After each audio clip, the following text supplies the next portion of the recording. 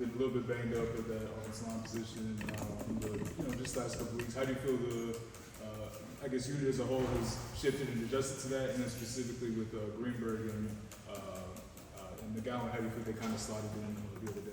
Greenberg and McGowan have been doing a good job. I know this is Greenberg's first season at center, and I feel like he's been doing a really good job. Just getting us together because he's a center. McGowan has been doing good. Glad to see him actually getting the opportunity to showcase what he has. But I feel like we've all been gelling together. We've all been, working hard, building out chemistry up since spring, or with Greenberg since the summer. What did you know about Zach when he got here? Have you ever heard of Muhlenberg College before? No, I never.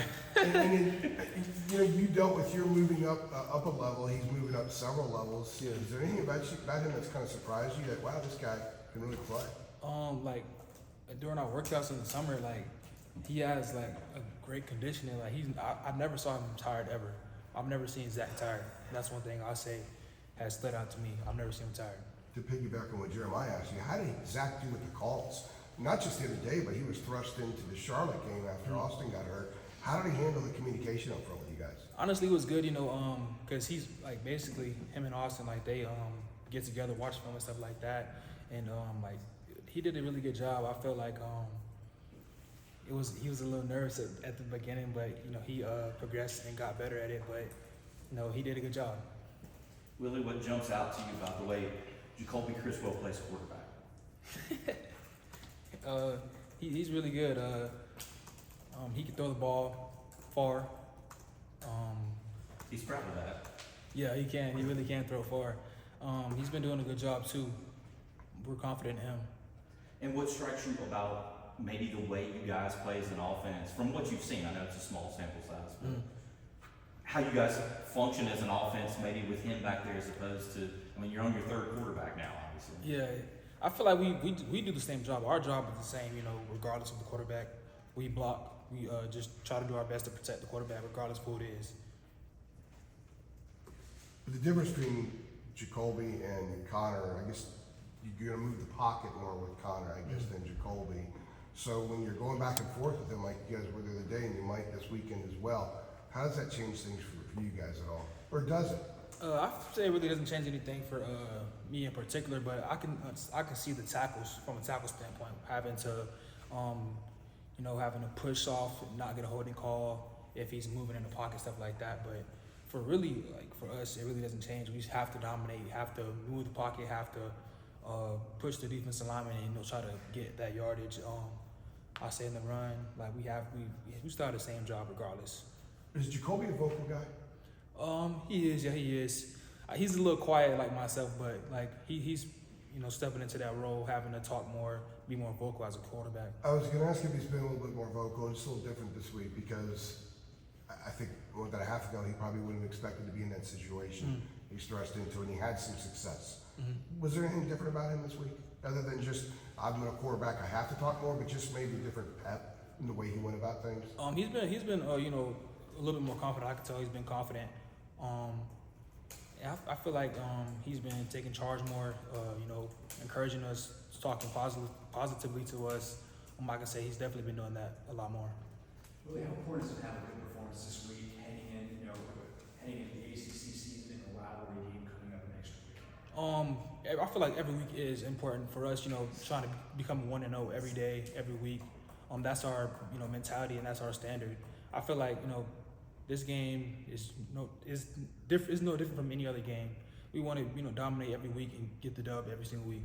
So I feel like there's no change. It's always the same, especially for me. What's been the reception like for Randy coming back? I assume you guys obviously saw him today. Yeah.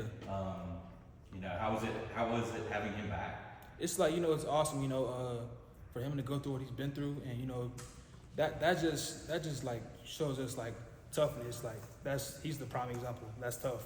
Like it's so sad to see what he had to go through and he had to get surgery and stuff like that. Like that's sad, and we're just so grateful for him because he does a lot for us. Like stuff that's behind the scenes, he does a lot for us. Like he's been a great coach, great mentor, great father figure. You guys mob him at all, or do you have to be gentle with him? Like I'm assuming you kind of want to grab him and pick Yeah. him up, but like, what We've was been, it like when you actually saw him? I everybody smiles, clapping and stuff. Just happy to see him because we missed him during the game. You know, he wasn't there for the NC Central game, and just having that coach, you know, because he's a very experienced coach. We still have Kyle and Corey Gaynor helping us out, but there's nothing like having Coach Clemens there. Is it weird calling Corey coach? Kinda, yeah, kinda. Like when Corey got here, like when I saw him, I was like, why are you here? And then he was like, I'm about to start coaching. So I'm like, oh, wow, for real? We lit. So he's mostly working with the interior guys, so that would be you, is one of the interior guys. What has he kind of been like as a coach, and is he a good communicator as a coach? And is he a different guy? He was kind of a hard edge with us. He didn't really like talking to us. I'd love to know how different he is as a coach with you guys. Man, that's just Corey. Corey, he's really a outgoing guy. He he has a lot of jokes. He's just trying to put up a front for the media. He's always joking, man. That's one thing about Corey. He's always joking. But I'll say with having Corey back on his staff, it's been awesome. You know, especially because I played with him last year, so it's like he's like basically one of the guys now. You know what I mean? Again, so I say he's been coaching us. He coaches the centers more than he coaches the guards, but he's been helping us a lot. I meant to follow up on a question that Adam asked about Coach Clemens. How hands-on was Coach Clemens this morning? He was hands-on, you know, talking to us like that, but he had to take it a little slow. So, like he was coaching us a little bit, but he was coaching from afar. I'm sure you don't call Corey coach. He's just Corey, I would think. I just call him Corey, but Right. no one really calls him coach, but he's a coach. You make the freshmen call him coach? Nah, no, we don't. Nah. Just 3 games into the season, how would you assess where the O-line is at, things that you guys are proud of, and some areas that you feel like still need to be improved? I feel like I'm proud of the guys. I feel like we've been very physical these past couple games. You know, it's a different like it's everybody's first time except me. You know, actually have an opportunity playing in those games. I feel like we've been building a lot of chemistry, and we've been doing a really good job like communicating, having somebody's back, running to the pile, running to the ball. I feel like we've been doing a good job.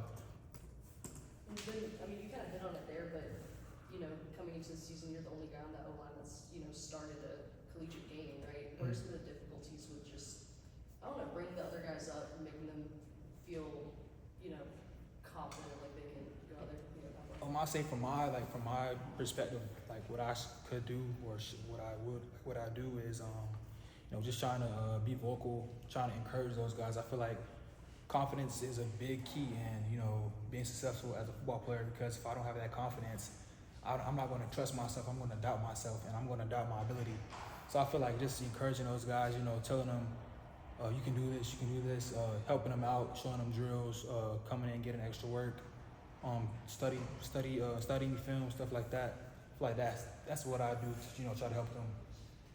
Having played with Omarion last year, is there anything different that you have noticed about him through 3 games, like the 3 games this year? Any changes? He's been trying to jump over everybody. Right? It's He's crazy. looking like Drake, yeah. But man, Omarion is still that great back. I feel like this year he has been breaking tackles like crazy. That's been the biggest difference that I've seen. But he still has the same production. Still a great back, amazing back, and he basically is like carrying us. Yeah. Are you, you're a tough guy. Are you ever in any way surprised or impressed by his durability or his strength, like one tough guy to another? You see what I'm saying? Yeah, man. I'm not gonna lie. Like some of the stuff I see Omarion do, it's spectacular. Like I'm impressed. I'm amazed by what he does. Like how he breaks tackles, makes people miss, run through people.